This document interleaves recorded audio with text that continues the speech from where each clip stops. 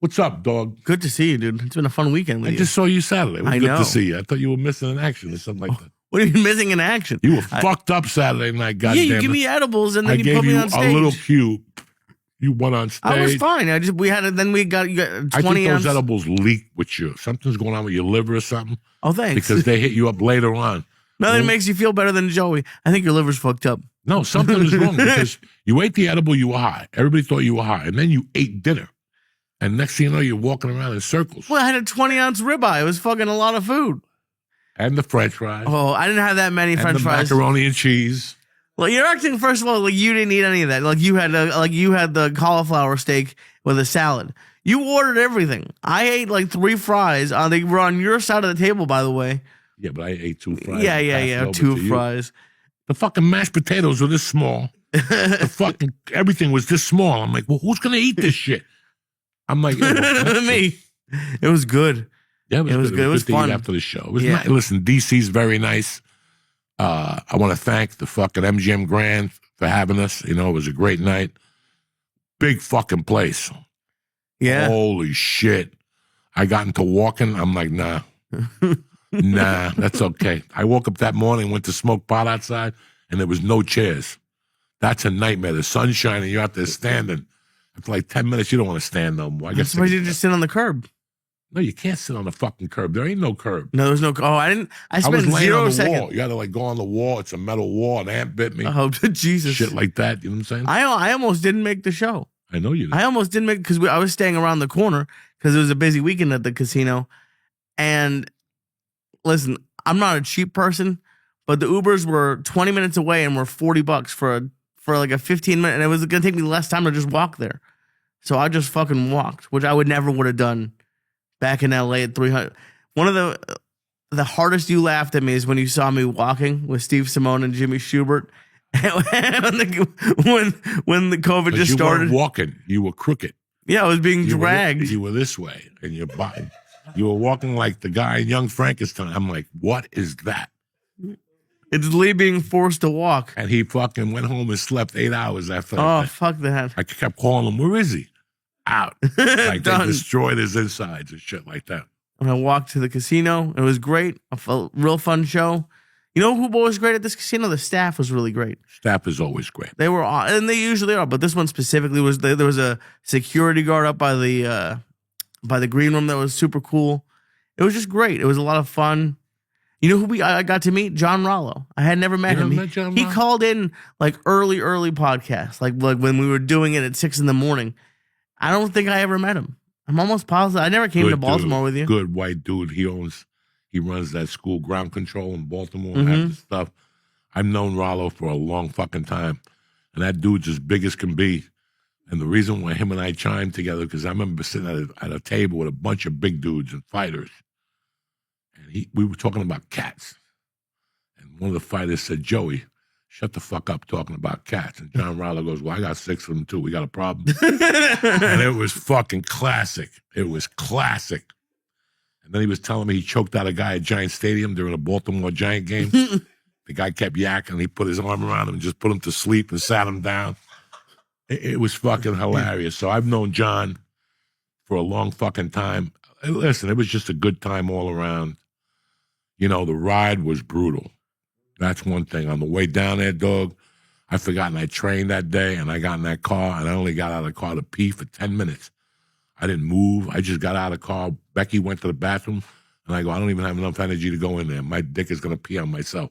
I just peed by the truck. She got back. She didn't even know I peed. She goes, did you go to the bathroom? Oh, yeah. I walked in behind you. I was making a call. I don't know why you didn't listen to me. But the way back was quick, you know. Oh, good. But you know, man, a lot of weird shit going on. I mean, thank God we didn't have to get on a plane this weekend. Oh, I know. Dog, how long have I been talking about planes for not to get on them no more? Years. And people don't want to listen. And now they got to listen because now it's over. It's over. Listen, first of all, it's never going to be the way it was when we were fucking doing our thing. You think it's never worse? going to be like that anymore. Huh? And what already wasn't good. I remember my parents talk about like there being like meals on like a plane for like Coach. Yeah. How could it possibly get worse? It's just over the years, people got greedier. They put an extra seat. They cut the leg room, and they don't give a fuck. It's like, listen, It's like any other business right now that's running. They just don't give a fuck about you. You have to assume. At one point, you're like, they don't fucking take care of me. This is not, when you're on a plane, I want you to get up and look behind you at one point. And look what it looks like. It looks like a bunch of fucking idiots sitting there, like, waiting for something. And it's like, that's not the way it used to be. They allowed you to get up and mingle and fucking, there was a bar in the middle, so at least you had an excuse to get up. If this guy, an idiot, didn't want to fart, you could just sit in the end seat and get up and move. That's not, think about it's not even, and I'm not bitching. This is 35 years of flying on the go. This isn't some guy that just flies once a year and I'm here to lay my fucking voice down. And I've seen it, you got to switch to Amtrak. They have the cafe car. Fuck they you have on booze. Amtrak, all right? It's not, there's no I can't TSA. sleep on there either. You can't sleep on planes. It don't matter. 3 hours is the most. Can you imagine jiggling? And you don't know if a guy's going to stop for a red light. I got enough problems with a fucking train. For a red light, that train's going to obliterate that motherfucker. Yeah, but then again, I'm in the train shaking up and down. I saw The Fugitive. I saw how the fucking thing goes down, I'm talking about flying, Lee. What the fuck happened? But then again, you got to ask yourself, what the fuck happened about a lot of things? What the fuck happened? I seen a picture of the Big Mac. That motherfucker's a White Castle burger. I didn't see it live, but somebody put a picture up on the internet on Facebook, and they're like, what happened to the Big Mac? And they looked at it in 1995, and the Big Mac today. Dog, I went to a place today that I love and admire them. They make fresh juices there, and they're delicious.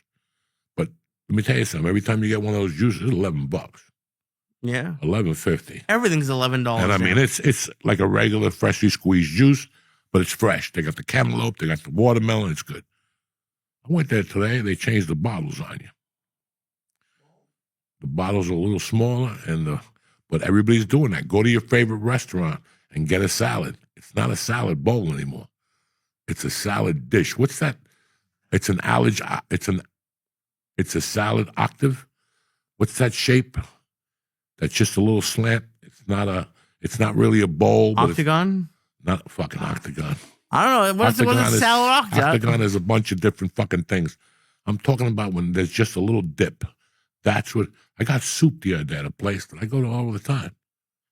They left the soup bowl the same size, but they took 2 inches off of water. Damn. Do you ask them about it? No, I don't. I just don't go back. Everyone's doing it. You just don't go back. They Dude, try look to at trick boxes you. of Cheez-Its now. Huh? Cheez-Its are my fucking shit. Jesus. Cheez-Its. The crackers, the boxes are like little mini, like that you can fit them in your pocket now. They call it shrinkflation, and they're still making things more expensive, but they make it tinier, so you have to buy like 3 of them. The American public is getting their ass kicked on a daily fucking basis. So this Thanksgiving, the average plane ticket to travel is $750. So if you got a family of 4, that's $3,000 at least. You don't know when you're going to take off, and you don't know when you're landing. You might make it to grandma's, or you might not. Can you imagine? I give you $3,000, and that's to sit in the back and smell funny with foreigners and shit like that, and convicts, okay, and fat people. Yeah. In the back that don't want to pay for the middle seat up in front or whatever the fuck they do. You're back there sniffing all that shit for $3,000, and you don't even know if you're going to make it there. And that's what depresses me about the whole thing. And that's why I tell people before, why would you it's like me going on stage with no material, like just taking off a year and going on stage at the Garden expecting to kill. What do you think is going to be different? I don't want to ever do anything on a percentage basis. Think about it. If you want to, what if tomorrow something happens, you got to fly, go see your dad in Florida. It's an emergency. He's getting old, right? Now you can't even count on that no more. Can't count on it. I don't even know if I'll make it there, but that old man fucking dies by the time I get there. Even private, they're not taking off, I heard. No. So it's not like you can even get around it. No, you better get the roller skates on and fucking whatever, or mind your business. The train. I had a friend of mine last week that he goes, "What do you think?" And I go, "Listen, what's weighing on this?" And he goes, "My kids are going to be flying. It's a wedding." And now they want us to stay Sunday for the family reunion. I go, do it on Zoom. Zoom works for a long fucking time. Now people forgot about Zoom. Go back to Zoom. We're not going to make, this week is Skankfest. Okay. And they're a little worried. Yeah, I don't blame them. They're a little fucking worried. I mean, we have a mutual friend that got on a plane yesterday in Little Rock, Arkansas at 8 in the morning and didn't make it back to New Jersey till fucking 2 o'clock this afternoon. And that's a reality of doing comics. So right now, I'm expecting, like this weekend, for them to be a lot of calls, switching comics. I'm surprised I haven't gotten a call yet. Would I be interested in doing an early show somewhere? Because people are not going to make it this weekend. The flights are getting cut up to 10%. And then they pick back up again now that Congress is back. Let's hope they come back. They come back. And Congress they ain't moving fast. No, why would they? They get paid no matter what. What about the EBT people? Do they get their food now? I think they did in November. They got it. It took them a while to get it. But and it's not even like most of them get like $200-300 a month. It's not like they're getting 10,000. Like they're getting barely enough. Like, but Lee,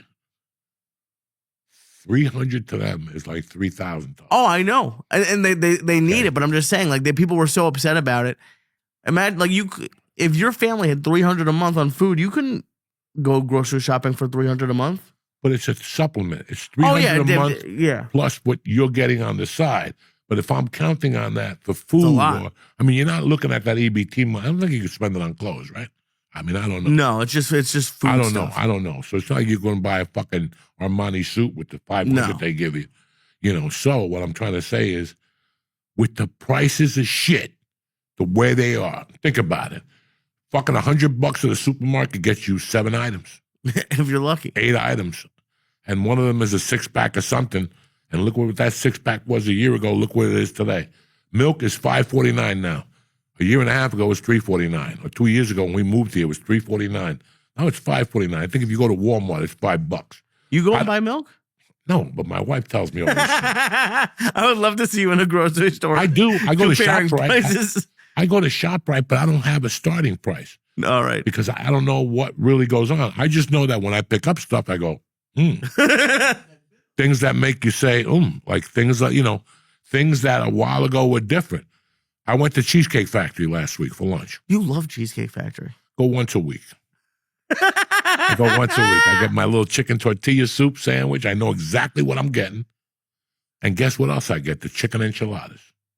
Okay. Delicious. With white rice and black beans. Delicious. And nobody bothers me. I know exactly what I'm going to get. I got my fucking iced tea with extra lemon. I get that brown bread. Yeah. The pumpernickel there is stronger than death. You dip it in the fucking, in the chicken tortilla soup. Forget about it. But my point was, right. Guy next to me was American, white guy with a, and I was listening to him, and he was asking the prices of alcohol. Yeah.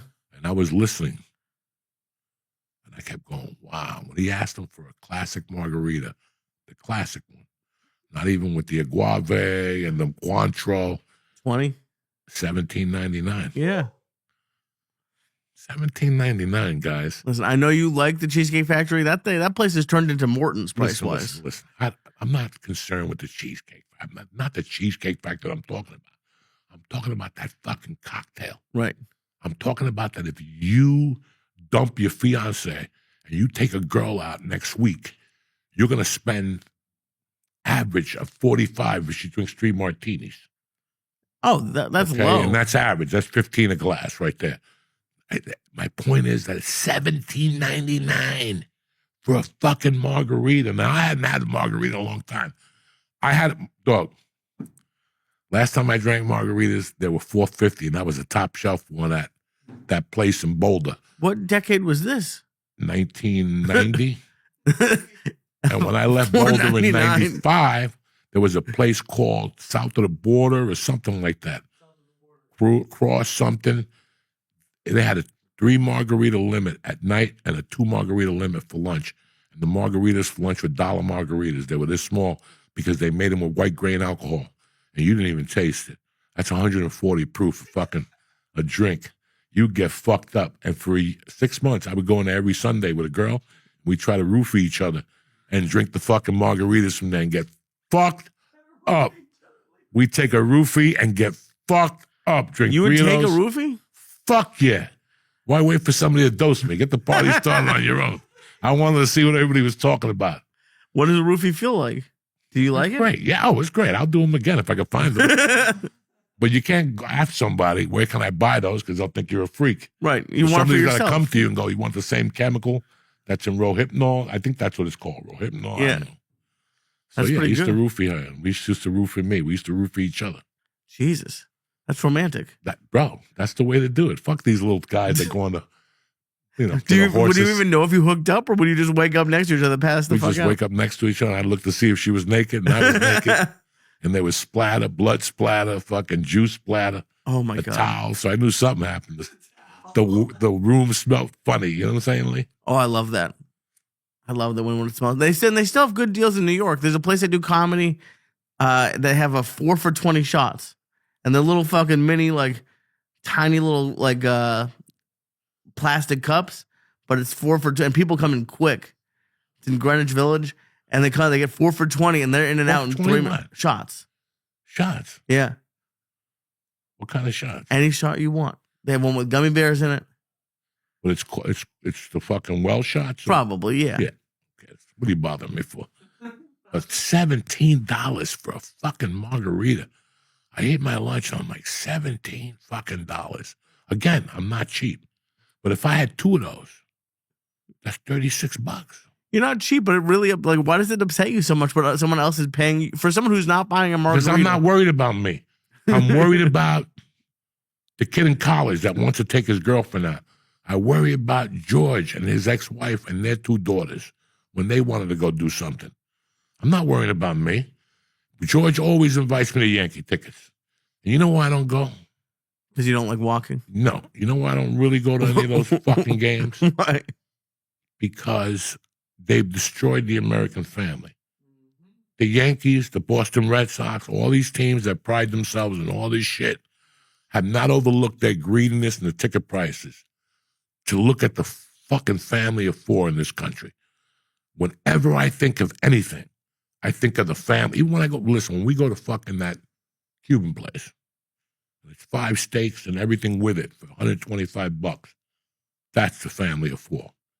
Because you take a steak out, 2 appetizers, and fucking the sodas, and that's $100 for 4 people. And that's what it should be, Lee. I can live with that. That's a fine barter right there.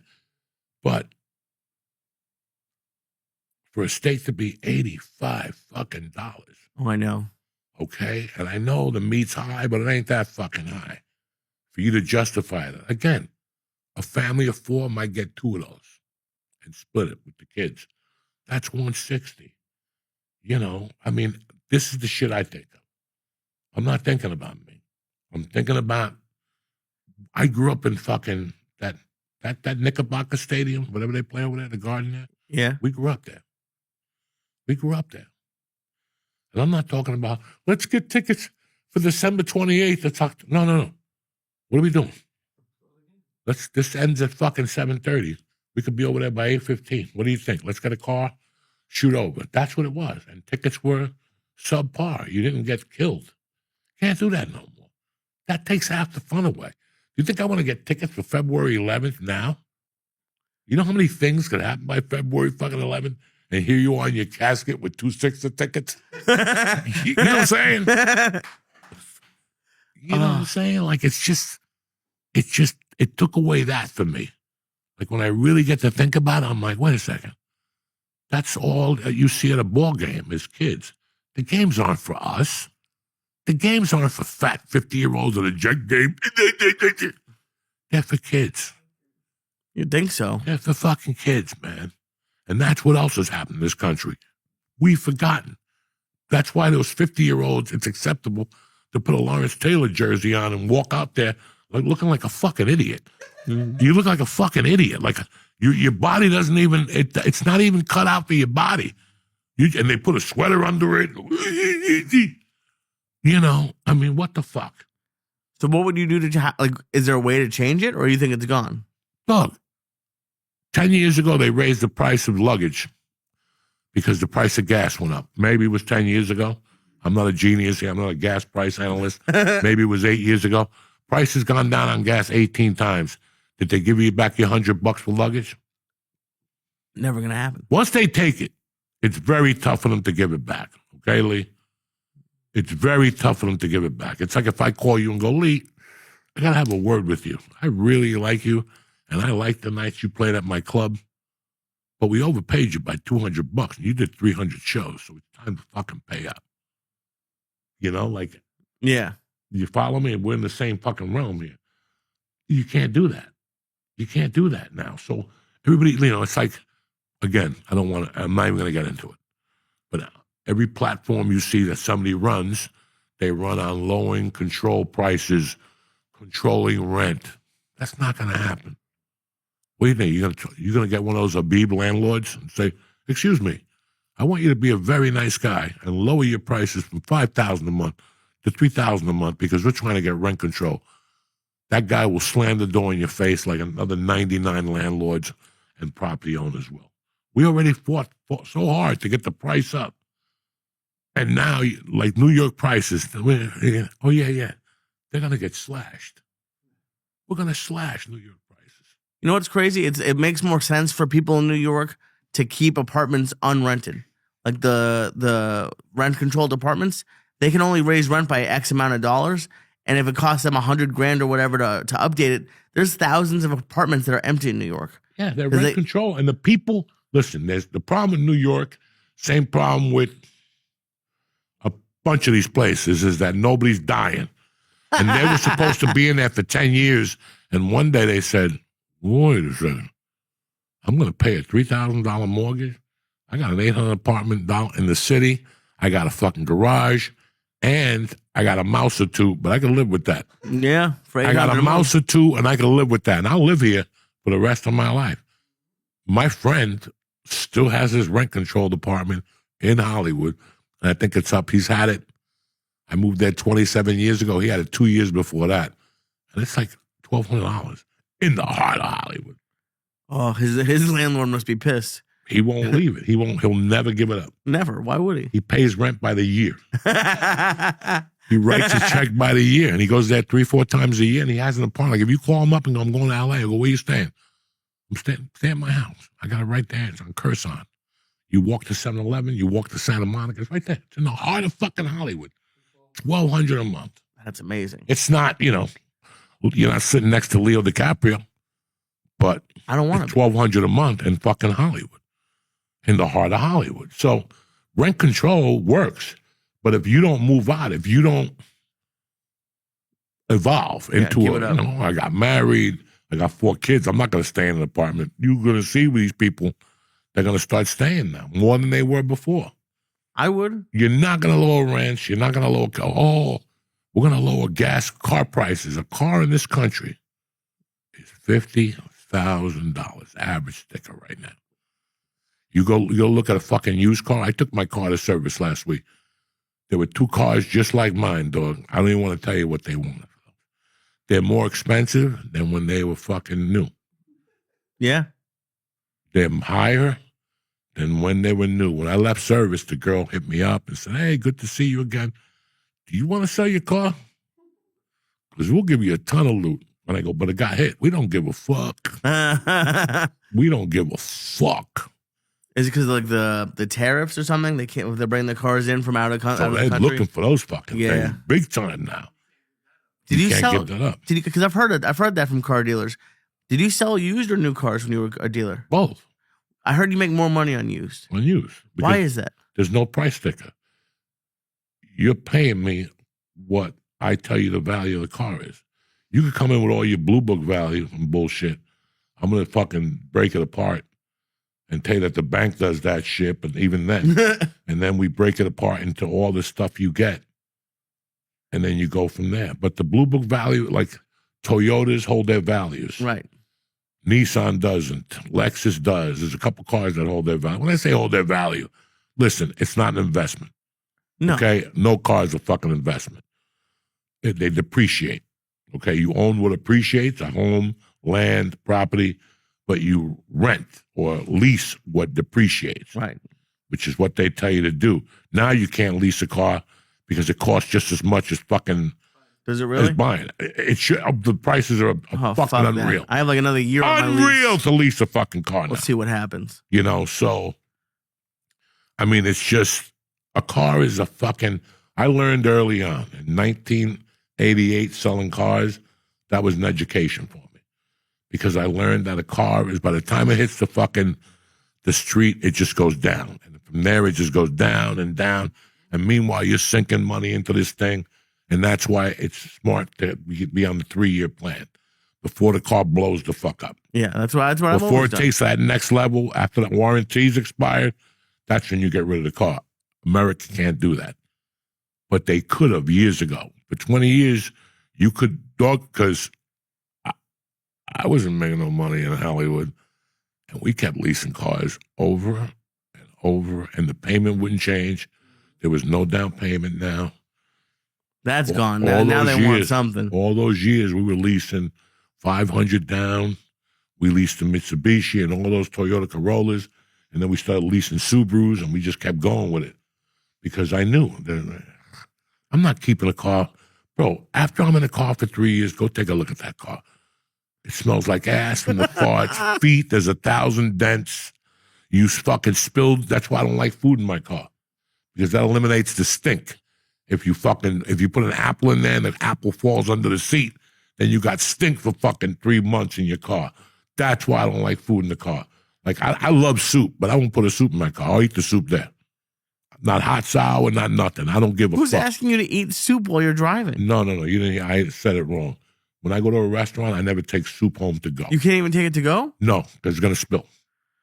You got to assume it's going to spill unless they give you the right fucking box. Chinese people know how to package fucking soup. They do it perfectly. Oh, with the cardboard on the bottom? Yeah, I love that. But yeah. if you just get soup and pork fried rice, it's like putting Biggie on one side of the seesaw and putting fucking an HIV person on the other side. Now you get some guy to cut you off, you stop, ba-boom, in the front seat. Oh, yeah. And now you got soup everywhere. Forget it. No soup. Nobody wants soup. Why? But why? Like, I don't under. We were talking about the companies. You were an old salesman. Like, I think I got ripped off getting an oil change this week. Like, they told me, like, oh, you need the fucking gas tank. Well, like, there's something you put in the gas tank, some liquid, and the salesman always fucking. I don't know. I think they take every opportunity to rip us off, and I went to go get a suit for my wedding, and I went to go get a suit, and it had like a little line on the jacket, like down right here. I was like, oh, I don't like that. And the guy's like, oh, well, all the suit jackets have that. Like, no, they don't. And The suit jackets in that style, maybe. maybe, but even like, dude, I can't tell you, and because you were a salesman, I've run into so much either creepy salesman stuff or just people who don't give a fuck when they're trying to sell you, and how much of it, like, when you're spending a lot of money, it feels good to have someone like treat you nicely and not try to rip you off at every angle. Because it's not even just the companies. I feel like a lot of these salesmen are trying to rip you off every chance they get. This is how they make money. Like, would they teach you to do that when you were a car guy? Like, to like do like the warranties and all that shit? When Dice came on the show, Mm-hmm. what did he say? Dice does the fucking. Yeah. From now on, Lee does the fucking. But If I don't you're know not shit about assertive with cars. them, no, you don't need to know about cars. You need to be prepared.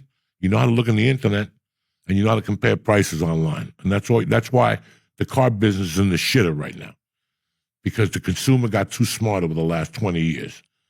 When I was selling cars, the consumer was an idiot. They didn't have to go online and look at the price of their car and what they got and the rebates and what the fuck is going on. That's why with a used car, still today, you still have a shot of making a little fucking profit because there's no price on it. A price on a used car is what you'll pay for it. That's the price of a used car, is what you'll pay for it. That's it. And would you like look at somebody and be like, this guy has a lot of money, I'll raise the price on him a little bit? No. No? Okay. Not in my world. Listen, when you go on a lot and you go on a used car lot, every idiot knows this. If a car says $13,999, they own that car for $10,000. It's like a $4,000 markup. So you got $4,000 to breathe. Okay, you can start hitting them low from the beginning. Hit them high, whatever the fuck you want to do. it's their decision what they want to do. Now, each used car dealership has an average gross per car. So when I was at Boulder Toyota, they averaged $2,000. Mm-hmm. That's $500 in my pocket. That means every car I'm selling, I'm grossing $2,000. So if I have 10.2 in the car, I'm selling that car for 12.2 plus. Got it. Okay. Okay, and that'll get me $500, which is 25% commission, whatever the fuck it was back then. Do you understand me? Right. So, and now when you go on a new car, they have a sticker that comes with the car. Right. But then they got an addendum. That's ripoff. That's not. It's legal, but it's really not. That's a dealer markup for rims. They wax, they undercarriage. Right. That's bullshit. They jerked off on the car. They didn't do nothing. So when you go look at a deal, you don't even look at the addendum. You make believe like it's not even there. It's like, I don't even know what you're talking about. Well, then you'll ask them, just fuck with them. What's the price of the car? And they'll look at the addendum and press the bottom of the addendum. The price is $52,400. I just went on Channel 11. They said cars go up to $50,000. How is it an extra $2,900? Right. Well, we added the underbody carriage and the wax and the components so the sun doesn't... Listen, I didn't ask for all that. So you got to throw that in. Let's start from this number here. And that's where you start bringing out your things. I went to Englewood Cliffs and they gave me this number because everybody's dropping their pants on the way out. Right. They dropped their pants. So listen, how much for that car? $14,199. What's on the sticker? $16,900. What's your best deal? I could do $12,100. He can't do $12,100. He can't do $12,100 because now you're going to take that $12,100 and go to another dealership and get harassed. They can't even do $12,100. The ownership, after they get money back from the dealership, whatever that's called, right, from the car, like if you buy an American car, when you buy an American car, they get money back. The Ford gives that dealer like a $600 rebate. I forget what it's called. There's motherfuckers that'll go in there and go for that. Like, I know you get $600 back, so I want $300 of that. And you're like, oh, fuck. But that's what the internet has done. It Yeah. made the consumer smarter. So when you go buy a suit, what's the difference? You got to be smarter. I did. I left. I fucking left. And I went to Men's Warehouse. Got Perfect. a much better suit. Yeah, chubby. Everybody's chubby in there. Yeah. Oh, dude. They all smell like hot dogs. It was great. amazing. There was 20-year-old, the black dude behind the counter listens to the podcast. And then I went in there and got a brand new, because you sent me in Hollywood, I was thinking about this, to that 3 suits for $300, but like, it like lights on fire. Oh, yeah. It like tears apart after one wear. For like $800, I got a suit brand new. Like they measured me because I don't fit in. Where, at the Men's Warehouse? Yeah. Yeah. No, listen. It's called Hollywood Suit Outlet. Yeah. It's on Hollywood Boulevard, okay? When you want a front, you know what I'm saying? Like, it's like they say black people go in there and buy a suit and bring it back the next day after they wear it. It's one of those places. They got the shoes. They got the shirt. You got a belt. You got a belt, shoes, Bro, shirt, socks. Listen to me. $299. You get 3 suits, 3 belts, 3 shirts. I think 1 pair of shoes. I mean, dog. Yeah. You look at the shoes ain't gonna last more than one night. Okay? If those shoes hit water, like if there's water, they'll disintegrate. If it's a little humid. Okay, the suit is a suit to wear for the night. For the night. Because trust me, if you put it on 2, you're pushing, you're throwing spaghetti against the wall. You might stretch for a fork and it could rip. Oh. You know what I'm saying? It's one of those suits. They just disappeared, by the way. Like, I had them for a little bit. Oh, yeah, no. And then they just, I think they I bought them evaporated. for commercial auditions. Because you always got to dress up like a mobster. And I don't want to keep wearing the same suit. So I went in there and got a purple one. Like, like if I was reading for a loud mobster, I got a purple one. I got like a black one. And then I got like a navy blue one. Because when you go to court, they like navy blue. So that's what I did. And then you just get a matching shirt. You get like, that look when you see people with an orange suit and like a pink shirt? Costs you nothing. This is the chance to do it. You don't want to spend $200 for that shirt. You go home, you're like fucking an idiot. Like a fucking stop sign. You know what I'm saying? So this is the chance to do it. They'll give you the maroon shirt with the fucking... I bought this Scarface. When I first got to L.A., they ran a 1-suit deal for $49. 1 suit, 1 pair of socks, and they give you those Italian socks like your grandfather wore with the heel and everything is... And them too. You put twice, The second time you put it on, your toes go right to the fucking sock. I mean, it's that type of place, but you got to know your limitations. Like, Yeah. but Men's Warehouse in Burbank, Not bad. that motherfucker, I got a fucking $2,000 jacket in there for $200. Oh I shit. said, make an offer. My wife said, $200, take it. Do you negotiate in places? I didn't know you could Those do that. places like that, those places around the holidays, they have like a something. Look, bro, you see a jacket that's 4X. Uh-huh. You know what I'm saying? They want to out that too. It's taking up a lot of space. They'll say 10,000 on it, but go talk to them. Listen, I got a chubby friend. He ain't got a winter jacket. What do we need to do to get rid of this right here? What do we need to do? Well, it says 18. Listen, ain't nobody giving you 1,800 for this piece of shit. Okay? When we do a 400, just tell them it disappeared and put the 400 in your pocket. And after sales, you got to get them thinking. Put the 400 in your pocket. Yeah, and say you got a shoplift. Who gives a fuck? That would be great. Yeah. I didn't know you could negotiate. That's Well, a whole brand listen, new. I don't want you going to ShopRite and negotiating tomorrow. You're not going to go in there and say, well, I could get a gallon of milk at Walmart for $5. No. But No. those, and Arabs love all that shit. So when you see an Arab, you're in game territory. You got to at least drop it on them. You know what I'm saying? Like, hey, can you give me that soup for 200? Ah, my friend. Oh, and I hate wearing suits. Like nothing fits the right way. That's why I had to go custom for once. No, you have to go cut. You get married, right? This is what you wearing for your wedding? This is the one the night before. The night of, another dude who listens to the podcast is making me a tux. Okay. All right. And then when are you wearing the Indian garb? I'm not. Yes, you are. That's your time. We're doing a party. If I walk in there and I see you with Indian garb. I'm gonna look good. No, you're not. Oh, I'm gonna there's no shoes allowed at the wedding. What wedding? Oh, I don't give a fuck. Because I'll get that fungi toenail. I'll put it up against those Indians. If they're going to walk around with those curry feet, I'm going to challenge them with You my think fucking your fungi. feet smell better? My feet stink. I have to throw Mine shoes too. away every 3 months. But I'll do the fucking I'll polish the shoe polish. I'll let my nails grow out. Right. And I'll buff them and save the dust. And I'll just throw them at the Indians and they'll be going smelling like, what is that smell? Oh my That god. shit smells, dog. If that gets on your finger and you smell it, you have to wash it off, and you can still get the fucking residue of fungi. Like the next day, my finger's pink from the acid. So why do you touch it all the time? Because I love it. I love it. I put it in weed. I put it in everything. Oh, Let's take a breather, talk to these people about some things like DraftKings. What else? We got Hydro Row, and we also got Perfect Jeans. And those jeans are good. We'll be right back. Lee, I forgot to tell these guys what happened this weekend. Oh my god.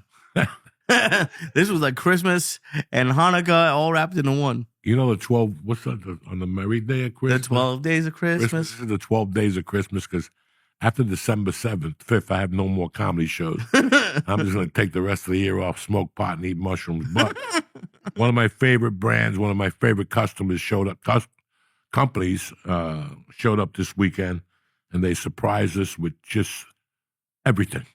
Joints, dog walkers, eights. They sent us this OG Kush. They sent us the Dulce de Leche Indica. They sent us a sativa.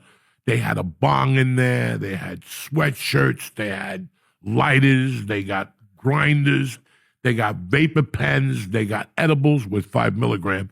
I got to eat the whole case of it. But it doesn't matter. I mean, Rhythm hooked us up, and I really want to thank them. Oh my, it was like they brought an entire, like a tub that you take when you're moving. They took that and they had a suitcase and they opened that. And then it was like, you know how like they have like fishing tackle boxes or like a toolbox? They had like 8 different levels of marijuana. It was unreal. It was unreal to even see. It's like when I was a kid, they had a James Bond suitcase, and you could hide a gun in there, a BB gun, press the handle, and it would shoot BBs. So you could just walk around New York City, and hit people. It was the coolest thing in the world. I don't know what happened to them. These guys just made it cooler over at Rhythm. It was a 3-floor It was suitcase. more than that. No, it's 3 floors. Just 3, okay. The top one has a little weed, lighters. The middle one has a fucking bong. A big one, yeah. And a pretty big bong. And the third one has weeds and edibles. And then when the thing is stood up, it says Rhythm on that. That's a secret panel. You rip that down, and there's 4 more vapor pens, Damn. 10 more packs of fucking of door walkers, and 25 loose joints. They gave you a strain with like a display case and lights in it. That's the one that comes out November 26th. Okay. It comes out on Like twice a year, right? What's the name of the store? Rise. They have 3 of them, and like Paramus and Edison, Paramus, and no, not Kenilworth. Bloomfield, which a puke is from. And fucking, so yeah, that comes out. It's like I don't know how big that butt is. I don't know. But they have a box with a light. I mean, fucking, I was just looking at it. Like, that's one of the things I'm going to do when I eat mushrooms. Just look at that thing. I mean, they did it perfectly. You really got to see what Rhythm did. I was going to bring it up today, but somebody will break it. He doesn't want to share it. It's going to break. It's going to break. It's not fucking ready yet, okay?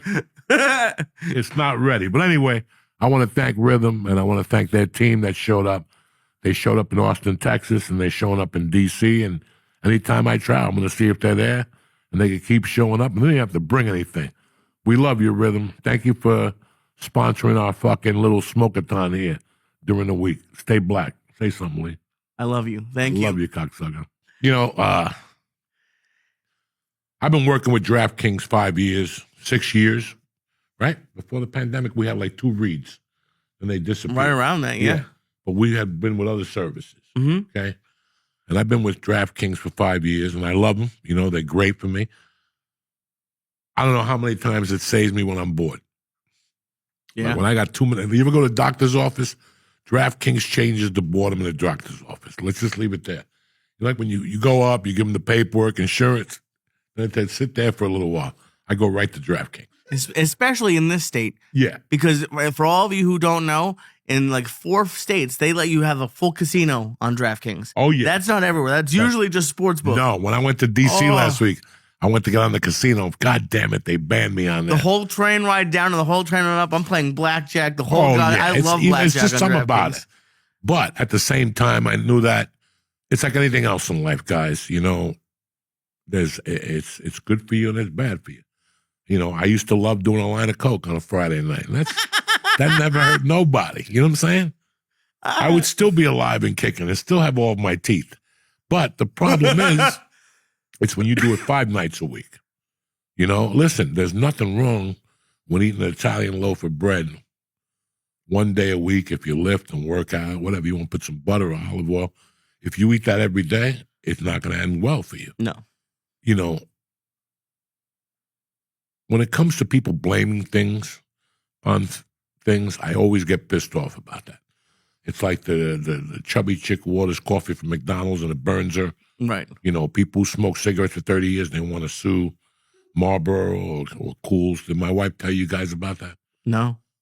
Did she tell you at dinner the other night that there was a gas station in Baltimore? She pulled into Was that high that I forgot about this whole story? She pulled into a gas station in Baltimore.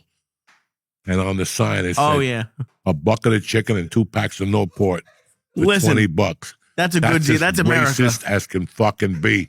But if I say that, they'll throw me under the fucking jail. Big signs.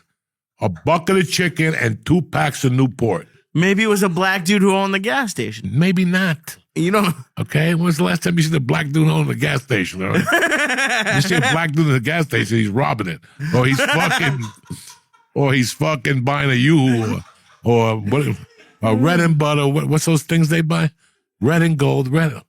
What's the cigars they buy? Black and mild. Black and mild. Yeah, that's it. But they had a sign just to tell you about, you know, where's Black Lives Matter when you need them? I want my $2 back. I want the $5 I donated back.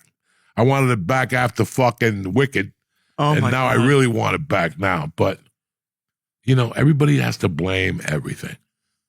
So the last 4 or 5 weeks, 3 or 4 gambling scandals have busted out. Yeah. You know, the 2 pitchers from Cleveland, the fucking basketball scandal with Chauncey Billups, the UFC thing, you know. And you sit there, and I heard something Sunday night. I was switching through channels waiting for the mayor of Kingstown. And ESPN had their little, you know, Americans on there talking about gambling and how companies like FanDuel and DraftKings and all these companies. And fucking, Meanwhile, they own a sports betting app. Did they lose it? Well, fuck who that. lost? Yeah, apparently ESPN had an app and now they don't have an app. But it's here. This is not the app's fault. As a former criminal, I'm surprised that you're not more upset at if you're going to place an illegal bet, why are you doing it on something that has all of your information? Why aren't you just going to the casino and doing it in cash? Now, I just don't know. I don't know about this. So somebody has to. Can I walk into Caesars and put a prop bet in? Oh, they need IDs too? Okay, that's still. I mean, I don't mind that. Right. Well, that's what I'm saying. I mean, so you can't, because somebody was saying, well, the prop bets goes back to the betting sites. And I'm like, wait a second. I know I can't put a prop bet in with a bookie. Okay? Like, I can't call Nikki and go, hey, Nikki, I want first quarter on sixes, whatever. I maybe now, because the draft services do it. So, Right. But I thought they were doing it basically with the gambling sites. They are, but that to me, that's the lazy. guys from Cleveland, the guys from whatever. And it's very interesting. But this is more to cheat the system. Mm-hmm. This isn't, guys. I mean, listen, I love DraftKings, okay? And for me, it's called control. Maybe when I was 21, I would have already have sunk DraftKings by now. You know what I'm saying? Maybe I would have owed them money or something. But that's the thing with them. You can't owe them. They take it right out of the fucking account. They don't even take fucking PayPal. No. They don't take my PayPal because it's corporate. Yeah, it's just straight out of the bank. They don't fuck around with anything. But just the heightness, listen, man, the country's very hip to gambling now. Mm-hmm. We thought that growing up, people gambled, not like they're gambling now. I mean, we discussed this 2 weeks ago. People are gambling. Drinking is down. Gambling is up in each fucking state. Drinking is down. Because it's a $20 margarita, and you can stay home, drink by yourself, and you don't have to go to a casino anymore. Like you've been telling me for months that Vegas is dead. If you lived in Jersey and had it on your phone, why would you fly to Vegas? Well, this weekend, okay, we went to MGM Grand and whatever, great casino. Yeah, it's fun. Food was great, nice people. I know that they didn't have free drinks on the floor. No. Okay. And I also noticed when we went to the other casino that they didn't have quarter or 50-cent slots. Okay. So that eliminates a lot of things. Listen, all I remember about Vegas is we're going to Vegas, we're going to get drunk, we're going to gamble and get fucked up, whatever. You got drunk from gambling. You went to gamble, and they brought you drinks. Every time I go to Vegas, there's chicks walking around, but they ain't 50 of them. There's like 2. Do you know what I'm saying? They come around 1 an hour. It's like when I used to go in the 90s, they were there every 3 minutes. You didn't even have an empty glass. You could have 2 ice cubes, and they rush right over to you. So things have changed. So, yeah, if you want to go to Vegas and get taken care of, and you can't afford it anymore, guess what? You could do it at home. Well, at least I could put disco music on and fucking put lights in my living room and get a live dealer and get fucked up, snort coke, bring a chick over for a date. Think about it. I would love to be able to set something up in somebody's house. And you just come over to a gambling fucking studio to their house. Doesn't have to be much. Lights, ding, ding, noises, ding, ding, ding, ding. Hey, give me back my bitch. Whatever. Think about it. It's not. So in your mind now, you could can you airdrop your phone to that screen? Of course, yeah. Guys, what are we talking about? That's a live dealer. Oh, I love it. I'll do it. I did That's a live dealer. I did it on the bus here from New York today. I love it. And you go with a live dealer? It's a real big, thank God I don't live here. I've been lucky the last couple months. The last couple months, I've been real lucky. That's why you take the bus to Jersey. Oh, yeah. It takes a long ass time. I want to take a bus. It's great. It's $3, and I'm there for 2 hours on the bus. Now I know why. But that's crazy that you take the live dealer. We should instead of fucking doing it football, we should wait for another Monday Night Football. Do the Monday Night Football, and then get the live dealer up for DraftKings. That's the way to do it. I was honestly thinking about live streaming. They play blackjack? Blackjack, they have every game you want. They have live dealer. Blackjack, they have cheaper ones that's like $5 a hand, but like it's not a great game because like everyone's playing on the same hand. The lowest minimum you can get is 25, but that's the same as at a casino. If you go to any casino, the lowest minimum you're gonna find is $25, unless you get really lucky. So like, but I got, knock on wood, you go up and down, but you go for a hand or two, and if you start losing, you leave. And you go. They have like 4 or 5 tables you can go to. I always look. I have rules. And they have baccarat. They have baccarat. They have craps. DraftKings has everything.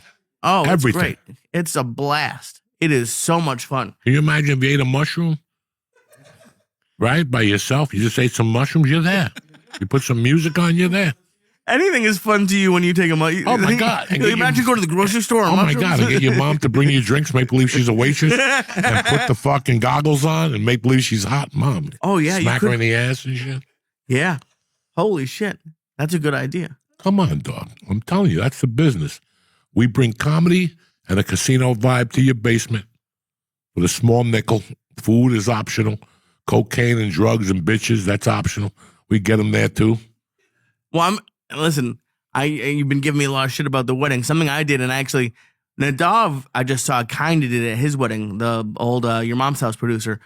But for like not that much money at all, I'm having 3 tables at my wedding because we're not really dancers. We're not going to dance that much. I'm having a blackjack table, a roulette table, and a craps table. Oh, shit. There goes my...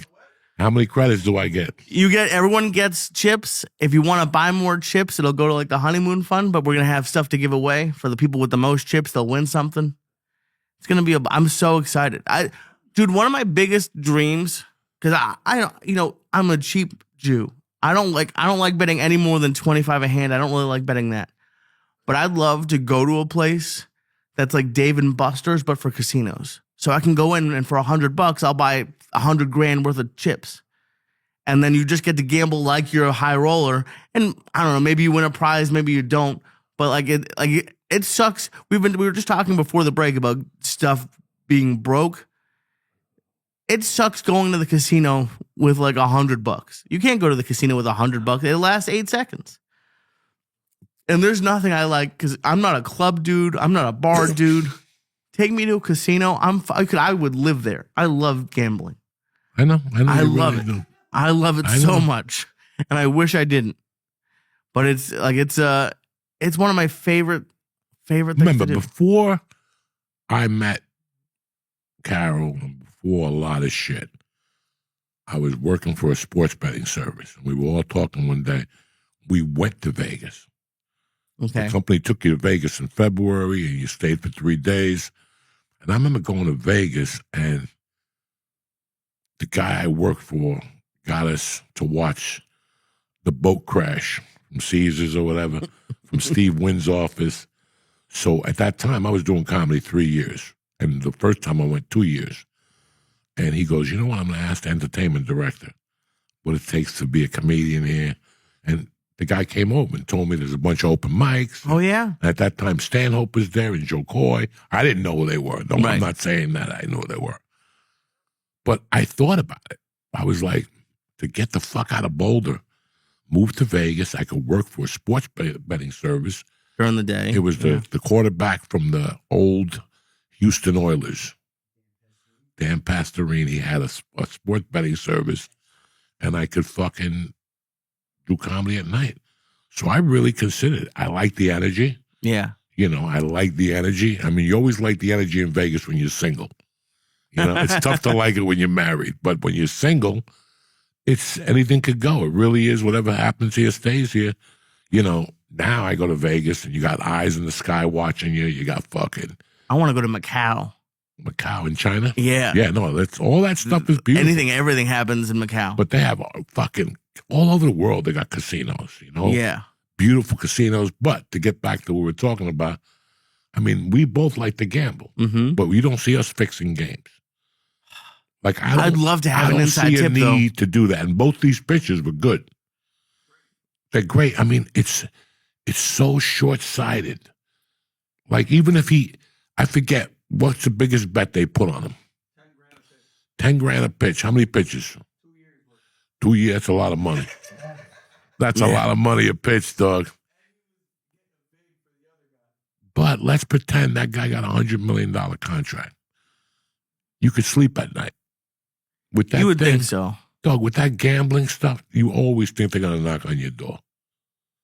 I don't know if anybody understands that feeling. Of thinking they're going to knock on your door? Of thinking they're not going to knock on your door. When you do something that's so, there's so many moving pieces, you're like, but when there's that many moving pieces, you got to assume they're going to knock on your fucking door. There's too many moving pieces, and there's too many people that are able to talk. And there's too many people that it's just too many moving fucking pieces. If I call you tonight and go, Lee, meet me for Cuban food.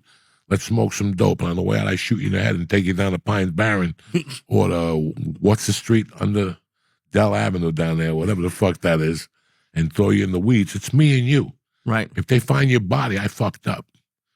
But nobody else.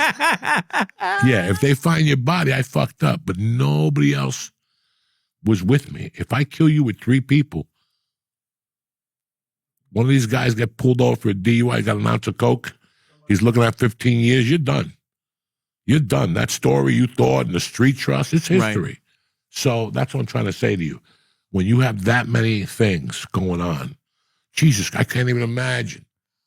I'm surprised they haven't caught more college kids. That's who I would have thought would go for it. Are they...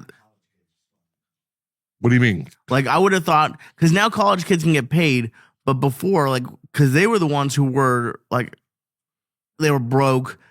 People would go to them and ask them to, like, shave points or do that. Like, you're right. Like, the Major League Baseball, you think they'd have enough money to be like, fuck you. But it seems like it's a lot of professional athletes. Fucking Chauncey Billups is a Hall of Famer. And he's running poker games. It doesn't make sense. But I don't know. Do you think it's greed? Well, what do you think it now is? what they're saying is that these guys were into these guys for something else. Listen, the mob is very smart. It's 300 years of street wisdom. And it's like we sit here and they show you The Sopranos and Goodfellas, and you think these guys, yeah, there's a degree of them that lifestyle doesn't work no more. If Nick puts in a bet with me and I hit him in the head with a pipe, it's all over. That shit don't work no more. That shit don't work no more. There's just so many things that don't work no more. Right. Narcotics, listen, it's the same thing. You sell narcotics, I got 2 guys on the street. I could only control that business as much as I can, which is if I got a kilo a month and I knew I could offer you a half a kilo and somebody else a whole kilo, and I get stuck with a half a kilo, I can move a couple ounces to a friend of mine or 2, I could sleep at night. Right. It's when I got it and I got to put it out there through 9 different people. That's when I know. And listen, people do it because after a while you think you're fucking bulletproof. I did the same thing. After a while you think you're not going to get caught. You're smarter than people. But eventually, some guy gets pulled over. Some guy smacks his wife. Some guy... Look at Frank Vincent. The coat took him down. Yeah. It's you never know what's going to take you down when you have that many moving parts. And that's a horrible way to go, guys. Especially when you think you've had it going on for 10 years. And all of a sudden, one day, when now you're enjoying your life, now it's not even about that money anymore. You're enjoying, your wife had a kid. Your business grew on its own, like your fucking business expanded on its own. One of your partners brought in a fucking new sneaker, and the thing blew up, and now when everything is good. We speak to you outside for a second, and you already know the knock. You've been waiting for that knock. In your heart, you don't ever want that knock to happen, but you know that knock was going to come. So when you say they were into them, what does that mean? Lee, how long you been married? You're getting married when? End of December. Come on, let's hang out tonight. Let's go get some beers. I'll call George. I'll call Nick. I'll call the Cuban kid. Let's go out. And all of a sudden we end up at, come on, Nick, let's go to that strip club on Monday night. And all of a sudden I fucking give you like a Mickey. Mm-hmm.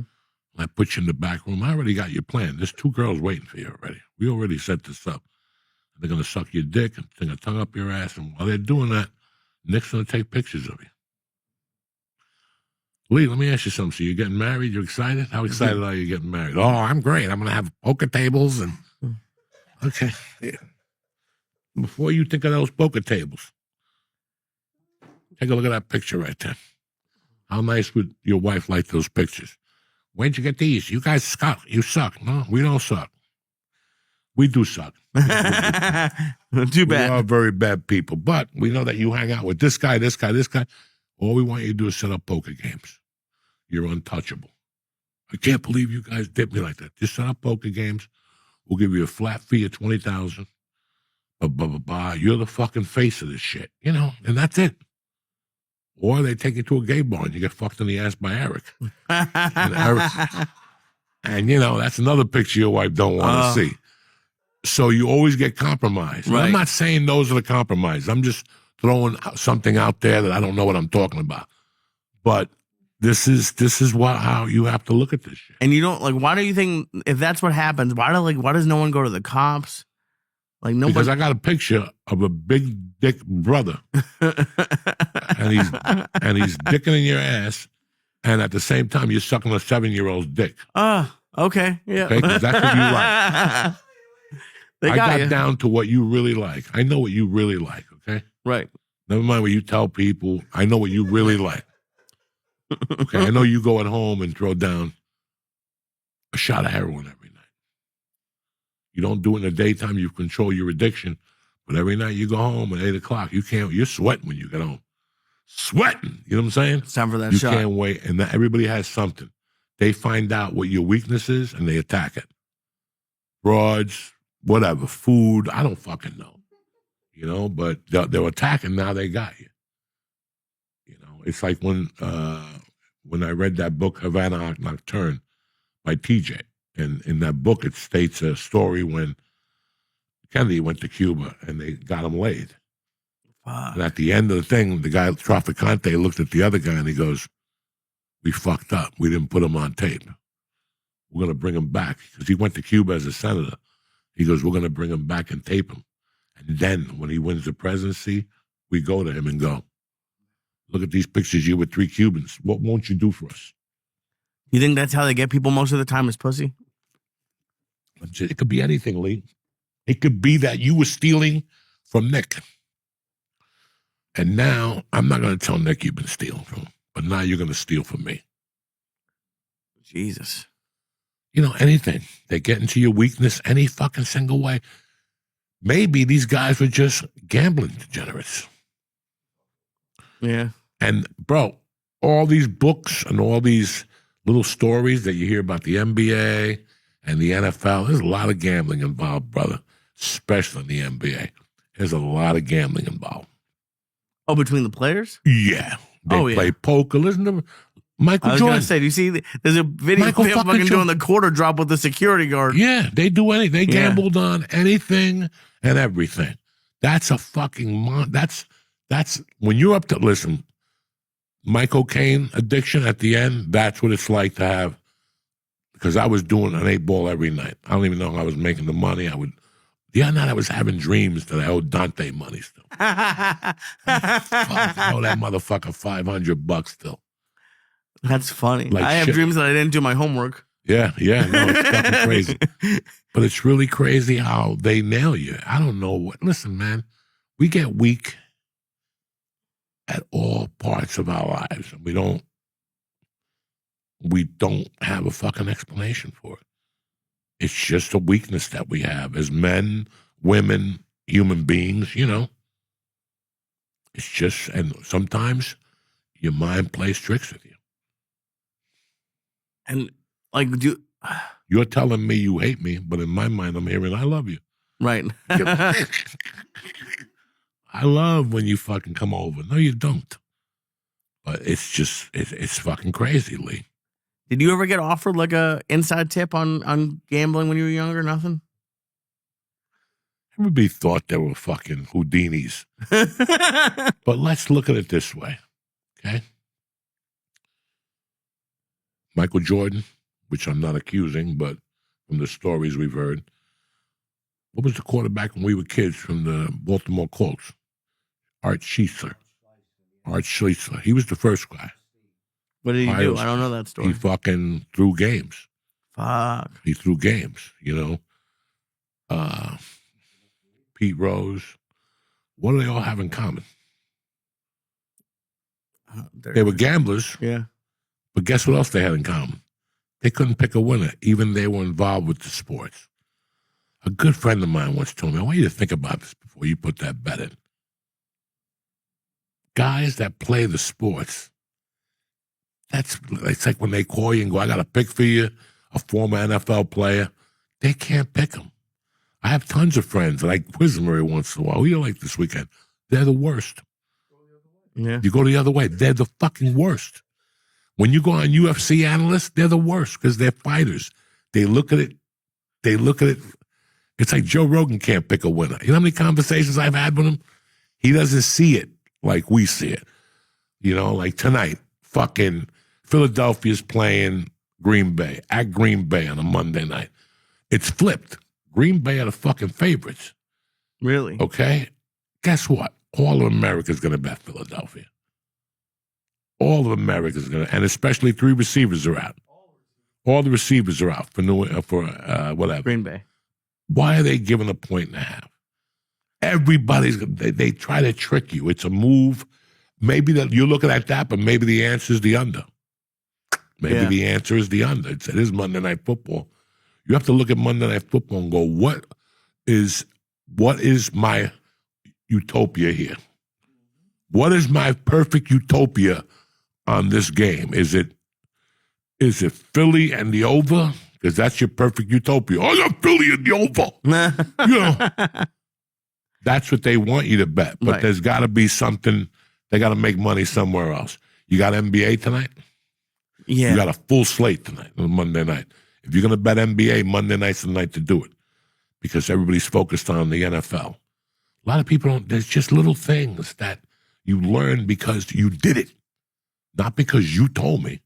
Because I fucking lost money on Monday nights. But the biggest basketball scores I've ever had have been on Monday nights.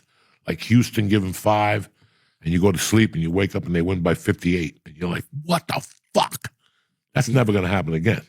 I love when they make mistakes. Yeah, the line. And that's why the first line of the NBA, the first month, the lines are always soft. Right, because they don't know. So it's a good time to attack the NBA. After that, everybody gets hip now. Zion is still a fat fuck. This guy is still eating pork chops. It's kind of weird what you learn. But that's so when you take all that into consideration, what really makes you think you're going to win? That's why when I go on DraftKings, it's entertainment.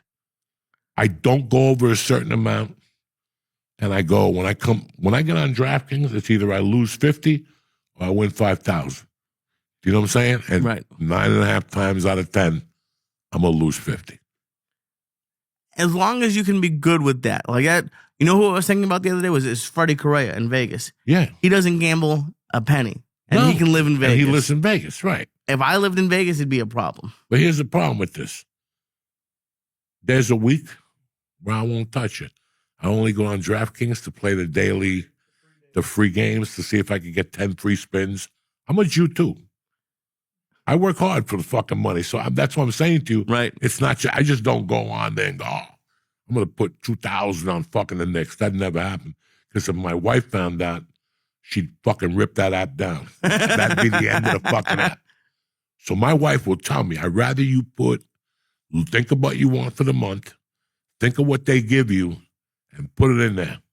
And once that money's gone, don't go back. And that's exactly how I do it. Yeah. So if they give me 3 and I put 3 in there, so you know me. Once you start dipping into my 3, I take a few days off and shit. With their 3, you got to see me. You got to see me, dog. I'm right there on the phone, pressing, fucking, I got music on.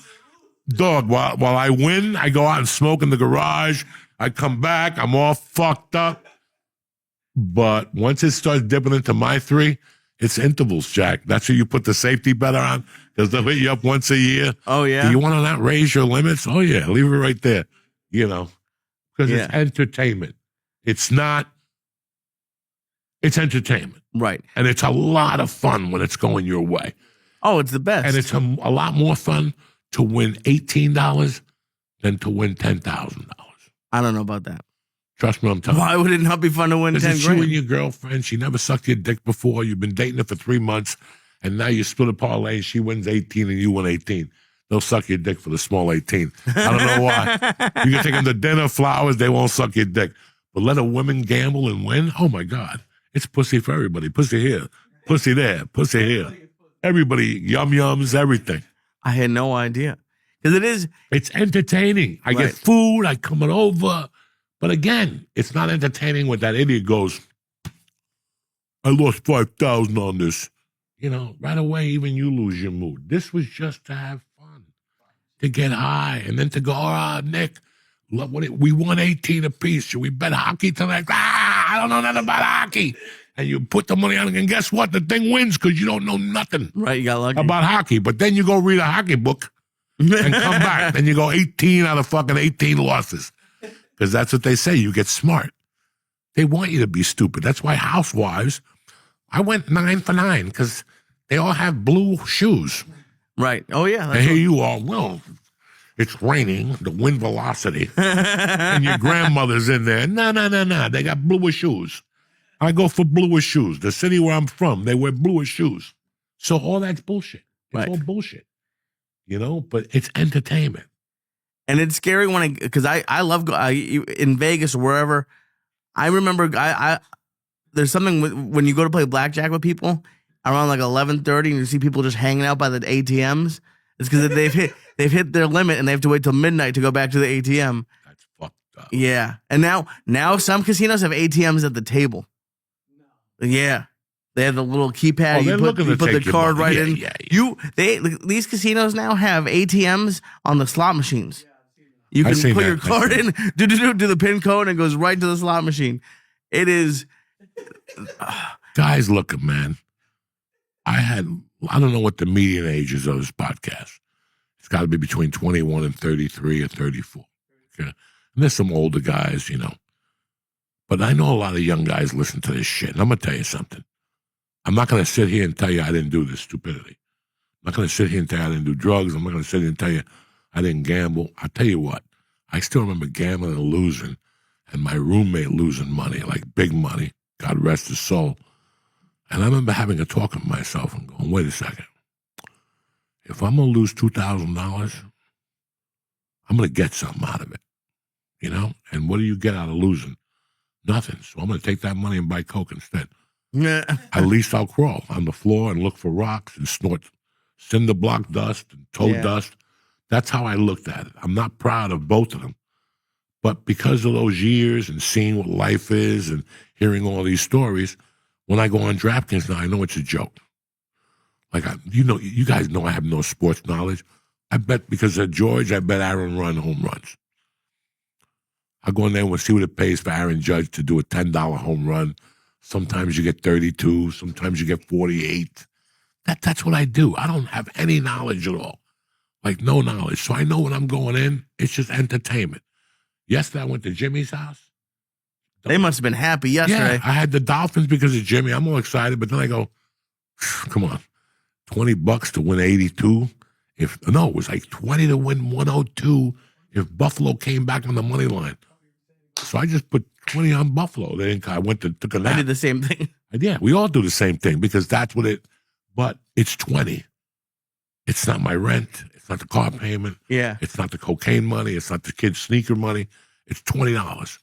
And I'm okay with that. I earned that this week. I did 1,000 little things that I know for a fact. I got a residual check for $28. So I got one. My wife goes, "Oh, you hit the jackpot this week. You got one for $28 and 3 of them for 1 cent." She goes, "I even deposited 3 checks for you for 1 penny today." As I tell her, deposit them because no, you need 3 pennies, 6 more. I got a little bit of gasoline. You know what I'm saying? I used to rip those up.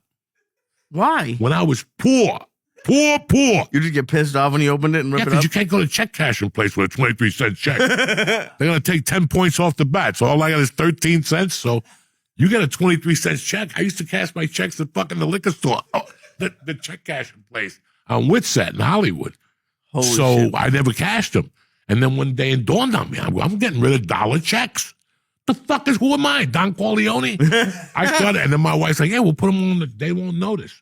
You put like a $300 check and then you put the little ones underneath and look around. Like, make believe. We should do that. We should take you to a check cashing place and see what they do with the 15-cent checks. Oh my God, I love going on SAG and seeing the checks that are coming in. They tell you the dates and how clear they are, like how much you're going to get clear. But if you go on the checks in development,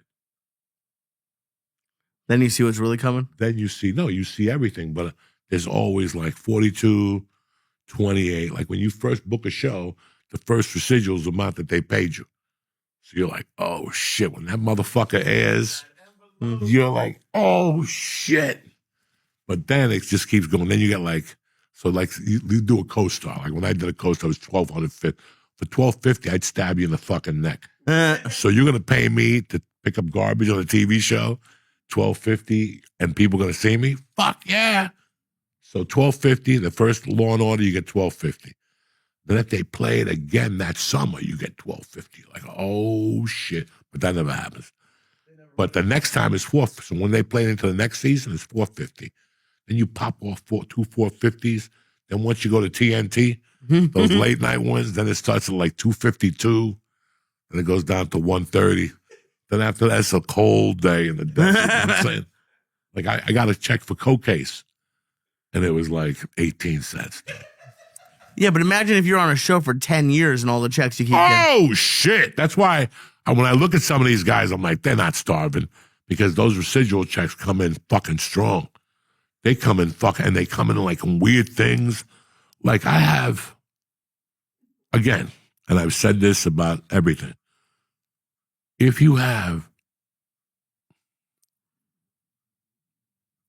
I don't know how to use this example, George's business is a framer.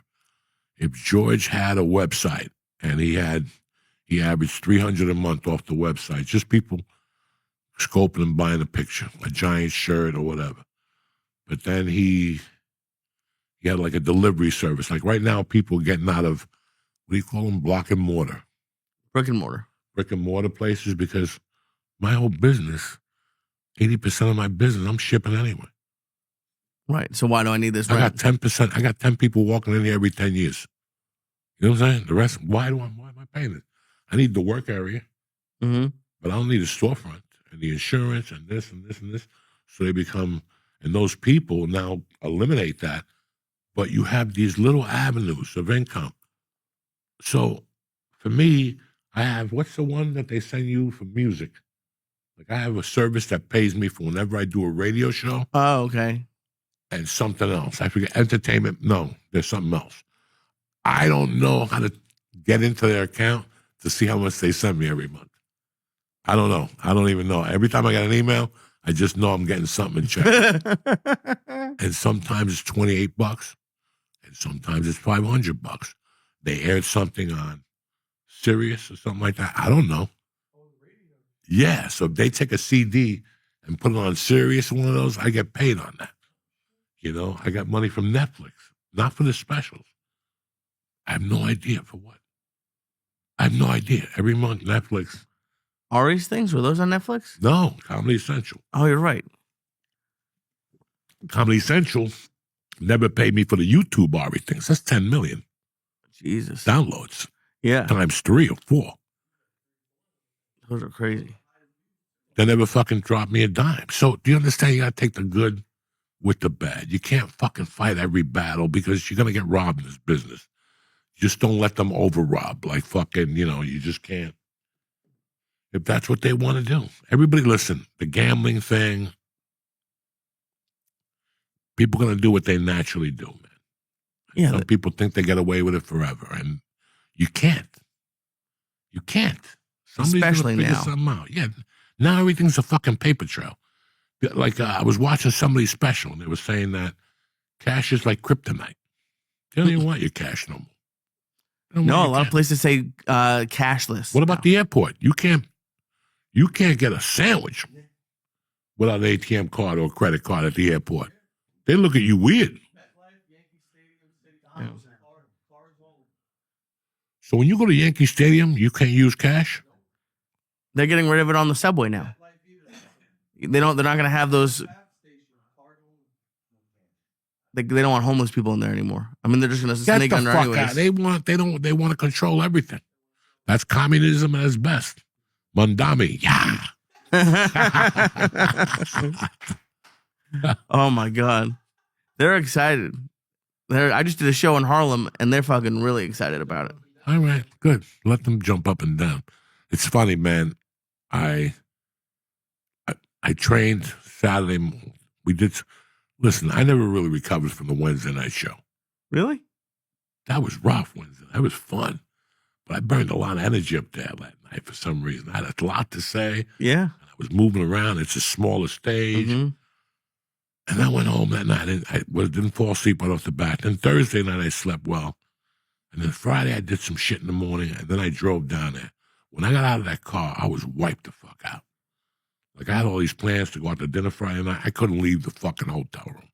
I don't even think I even ate dinner Friday night. I didn't. I think she brought me like a roast beef sandwich, a half.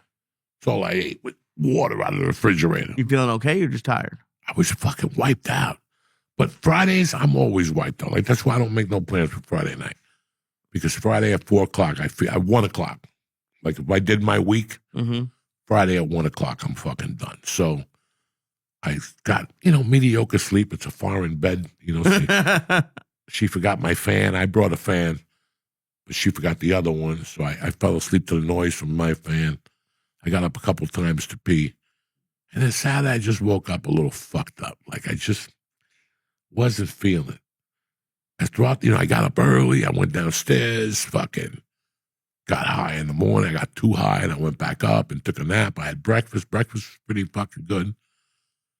And then I just wasn't feeling it. I woke up, and my wife's like, what do you want to do? And I went outside for a walk, and there was I wanted to get vitamin D. I just wanted to sit and look at the phone. I knew I couldn't go on DraftKings Casino in D.C., so I just wanted to get some vitamin D before the show, maybe write some notes on the phone, and I just couldn't get settled. And fucking, we went to eat. We drove to a mall, and we went to a food truck.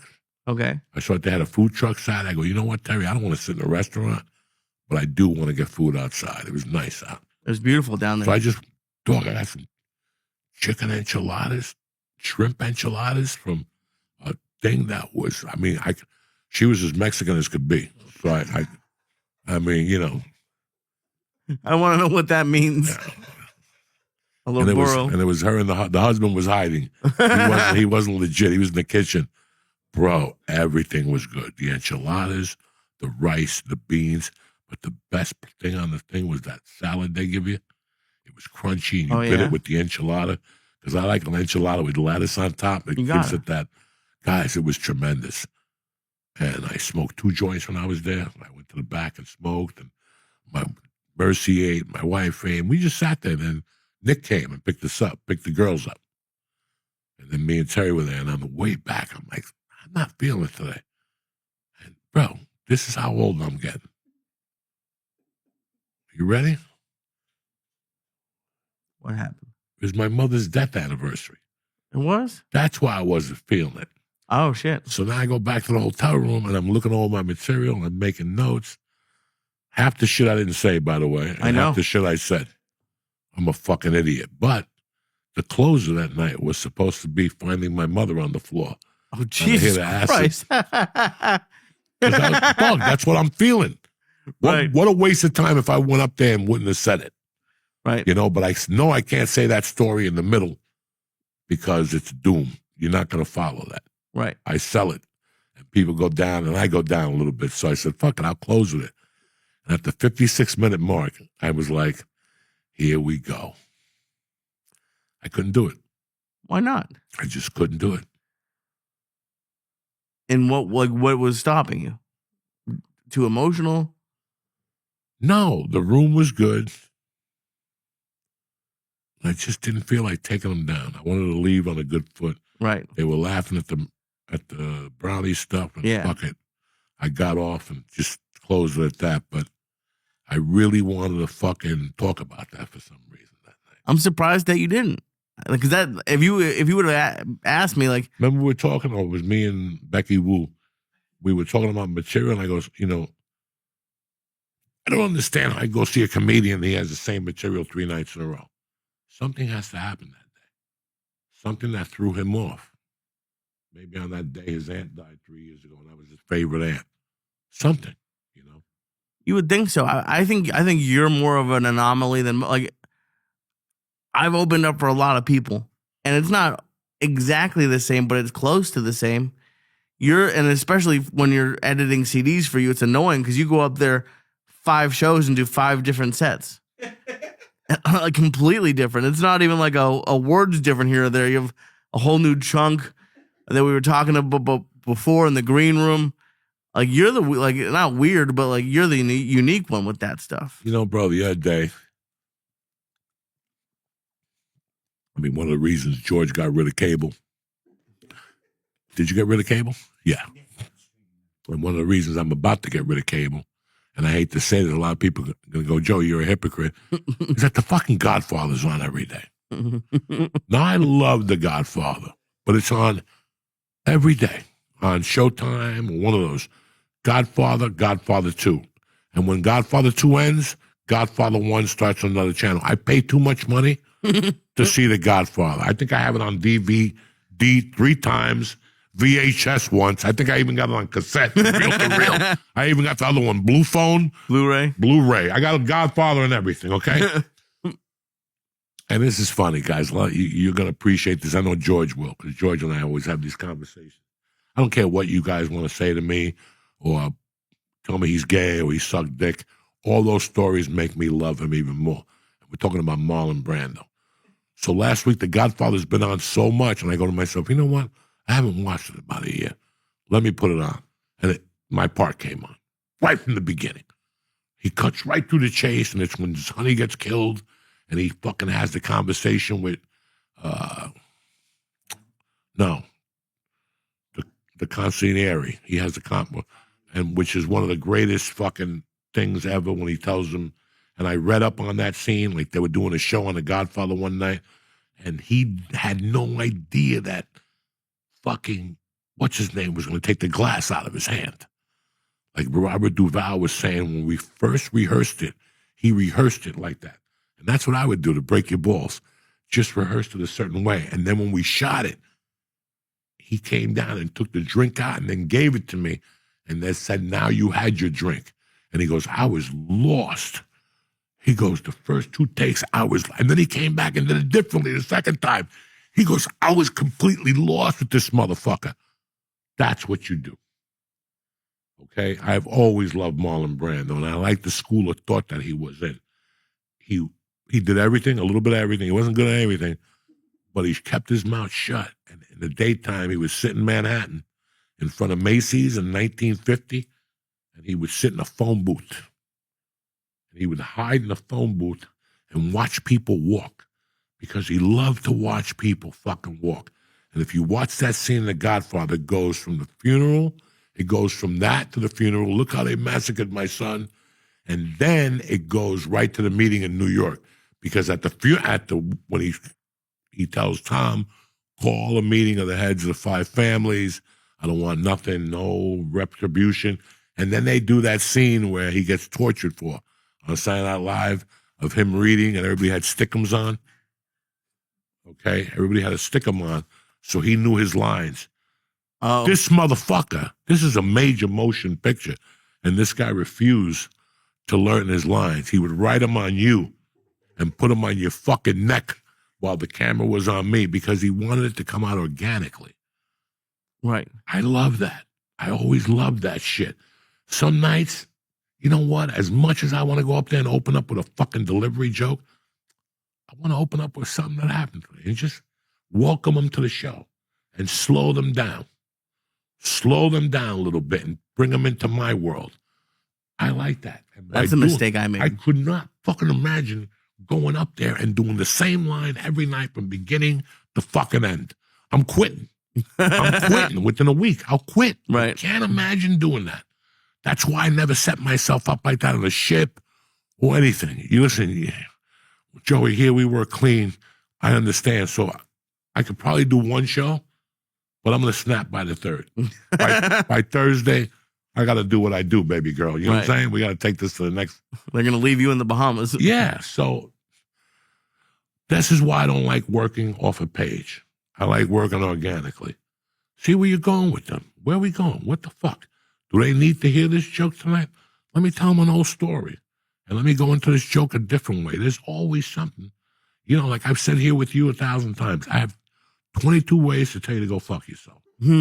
At least. Some of them with a smile on my face. Some of them, Lee, come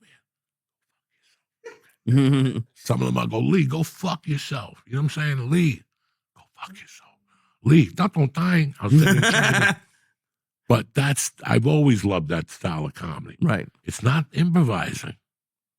It's not improvising. It's just moving shit around where you feel it should come out. In the middle of all that, if you put a tag on that and then stop what you're doing and talk about a shit you took or a walk you took with your cat, and then when you go back to that, oh my God, people love it. They think it's fucking hysterical. People will laugh because you just went through a whole different thing. You didn't sell it as much as somebody would do that. It's like somebody would say, like my wife's not a comedian, so she would say like, yes, all the peanuts fell. That wasn't a good thing. That don't sell on stage. White people loves doing that shit. They try to underline that. You know what I'm saying? Yeah. That's not going to sell. What would sell? The way I just did it. The peanut fell. Whatever the fuck, and just take it. It's when I oversell that line. Yeah. So instead of me going, me and George went to whatever.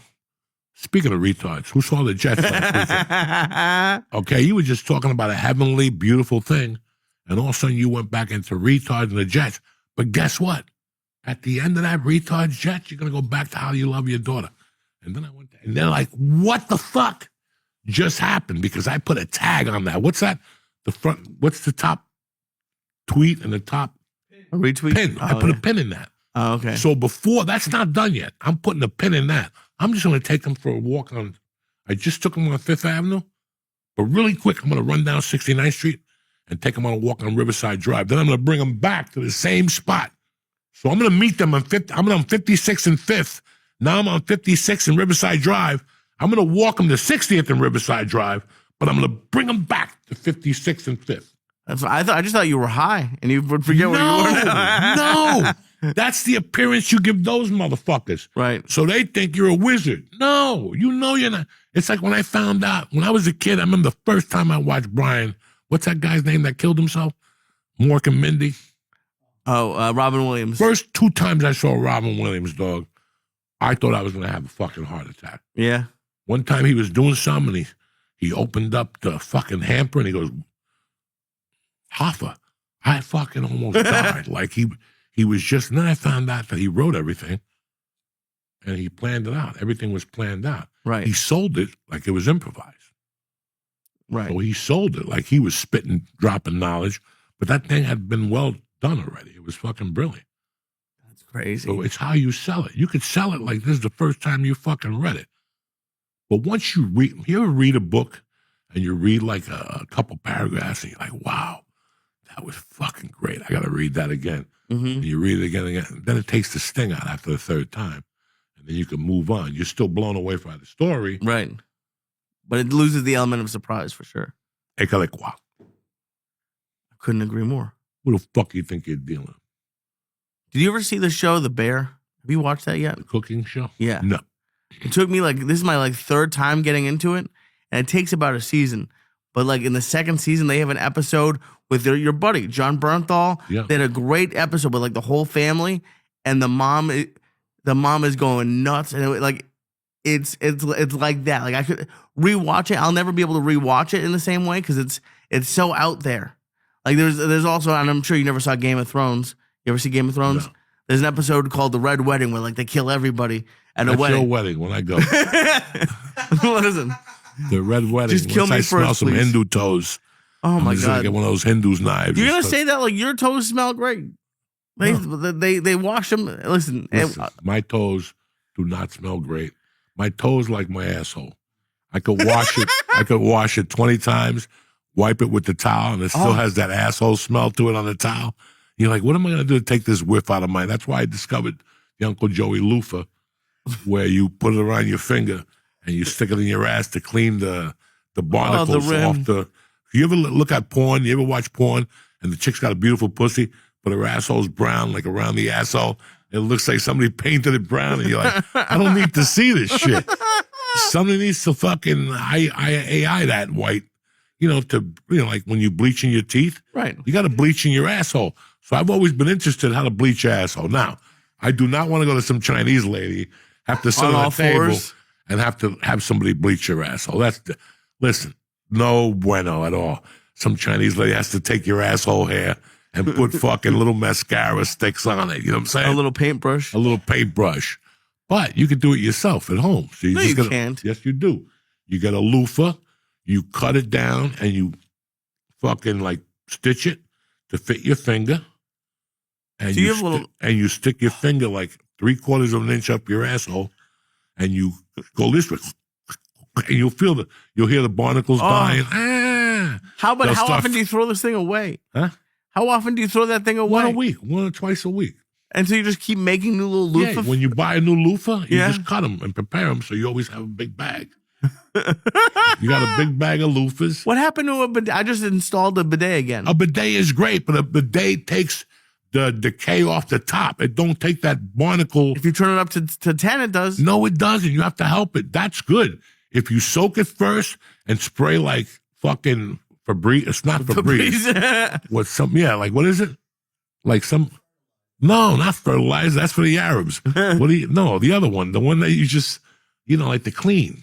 Okay. Well, get yourself like a cleanser that has like strawberry seeds in it. Like I used that one time, peach seeds, and you just take that and put the finger in and just clean around your barnacle. But even that, my ass still has that wang to it, so I gave up. I do it once a week now, and You wouldn't get your asshole bleached? not You wouldn't go to a place? Nah. I don't even like getting massages, please. Oh, I love them. You don't like massages? I don't like laying on the table face down. Anything could happen. You know what I'm saying? Anything could happen. And anything that can happen is not good. Oh, dude, I gotta be honest. I just got into them a couple of years ago. I've had like probably 4 massages. The first one I got was with a dude, and I was not thrilled about it, but it was either my ex getting a dude or me. And I was like, all right, I'll take the dude. Best one I've gotten by far. Like the head just it was a little I don't weird. like it. That's good. You don't want a little a dude just rubbing your shoulders. It feels I nice. tried, and it just doesn't. The only woman I liked because it was out in the open was the Chinese lady I took you to. Yeah, that was fun. And she was great. For $40, she was great, Lee. I didn't have to worry about a hand job. Everybody was out in the open. When you walk in, they put your feet in hot water. They put your feet up. They take your shirt off. They rub your shoulders, your fucking hands. They rub your neck. She would fucking stand on a chair and stick her heel into my calves. God. She was a power lifter in China. And then she would start working on my legs and get a stick and do all this shit and fucking, she was $40. I get off a plane, I go right there. I would drop my luggage at home, smoke a bong hit, and shoot right to the fucking thing. Oh, dude, one day you called me and said, I'm going to be at your house in 20 minutes, wear shorts. And I came down, you took me there, and then speaking of it, we were laying next to each other with like a little curtain in between us, and this woman was strong as fuck. And I had to be like, hey, can you lighten up a little bit? And from the other side of the curtain, he said, don't be a pussy. Dog, this place is great. Oh. And Massage Envy was across the street. It was like a fucking ghost town. Because up and down that street, that place was legit. It was next to the bodega where the guy was cool. Yeah. And next to something else, the black hair cutter. I haven't. On the corner, remember they would be cutting hair at 4 a.m. I would be coming up the hill and there'd be fucking 10 cars up there. Black people cutting hair, fucking music. They had a food truck. Fucking unreal. It was Lancashire and something. Yeah, and there was the little bodega there, the massage place. Wasn't there like a dental office that was never open? Was it that one? And then across the street was Massage Envy and that gym that they tore down. Gold's? No, there was a gym there that they tore down. And I remember I used to go there to get the juices. There was an Asian who sold juices there. Okay. And that's where, God rest his soul, I used to see him lifting there with other big black dudes. The guy that died, Jamal Warner, from whatever. Right across the street. And across the street, that was a hot little neighborhood. The sushi there was tremendous. The all you could eat across from the Haha. Yeah. They used to give you the mussels with the cheese on top. Oh, shit, George. That's why I brought milkshake there. Oh, that place was heavenly. We used to kill them. And then you had the place up the corner there. Oh, the corner thing that had the cheesesteaks and the French fries. They had like the old Archers, like McDonald's. How the fuck are you forgetting all this shit? What cheese? Oh, wait. It was next to the music studio. Who's the guy who owes Vegas $20 million? Bruno Mars was there. Bruno Mars would record there and then go to the sushi place and then go back to that recording studio. We'd be in there eating the fucking cheesesteak with the fucking milkshake. Was the cheesesteak place outside? Yeah. Yeah. Bruno Mars. Remember, it had paneling outside. Oh, I didn't know. That's what Bruno Mars used to tape. I just That neighborhood was hopping. It was Bruno Mars. We were living right there. Like Bruno Mars is taping right there. 20 black coos in a band were going there dancing and shit. Fucking unreal. Unfucking real. And then up the block was the theater. You had the donut place, and you had the bus at the train station, the tamale lady in the morning. You had the theater, and you had the bar. Right above the theater? Yeah. No, next to the theater was across the street, and upstairs the kid ran it, the comedy show, he had a wig. I don't remember that one. He had a wig like the sheriff. Dude, that was a weird... Do you remember, like, a little further down by one of the offices, there was like a bar with clowns on the outside? And I took one of the guy who used to run the Fourth Wall. We went on Halloween, him, Eric, and I, and he got a $10 tattoo. It was just it was like a clown bar. And do you remember what the other place next to the clown bar was? The sushi place where they would dance on the tables. Oh, I never went to that one. Yeah, that's one of the first places I ate in L.A. when I came down from Seattle. The people I stayed with took me there. Fucking Japanese people dancing and jumping up and down the tables. We lived, and then they burned it down. The Japs burnt the sushi place down, but it burnt down the fucking smoothie place. That poor bastard. He used to come to kickbox. He was crying every day. I don't know what I'm going to do. Insurance hasn't sent me money. I can't make protein shakes. Dog, take the money and get out. And he finally sold it and moved to Arizona. I don't blame him. Fuck. Fucking good times in North Hollywood. Yeah. Fuck yeah, dog. And I used to just call you and say, come down. I got Cuban fried rice for you. Cuban fried rice, fucking great. And you would be, because you wouldn't go out at night. If it wasn't for me, you'd be in that fucking apartment. I'd make him come down, dog. We'd smoke. I used to have these tubes that you drank that were 200 milligrams. They taste like grape juice. What's in those things? Dog, I would give him an edible to eat and that to drink. Oh, during COVID was a fun time. It's like a fucking edible and fucking a drink. And all of a sudden I go, I'll see you tomorrow. Where you going? Fuck you. I got shit to do, cocksucker. And he lived across from a Bavarian hot dog place that was disgusting. Oh, Wiener Schnitzel. It was Wiener Schnitzel and a Frosty Freeze across the street from a Popeyes. I can't tell you how many times myself and other fat fucks would go from the Popeyes straight, because you could go straight across four lanes of traffic into the Wiener Schnitzel Frosty Freeze line and get an ice cream with the Popeyes. It was good. Oh, my God. Where you at this week, beautiful? This week, Thursday through Saturday, I'm with Josh Wolf at Laugh Boston. And then on Monday, the 13th, I'm at the Grizzly Pear in Midtown. You're beautiful. What time? 9:00. Look at you.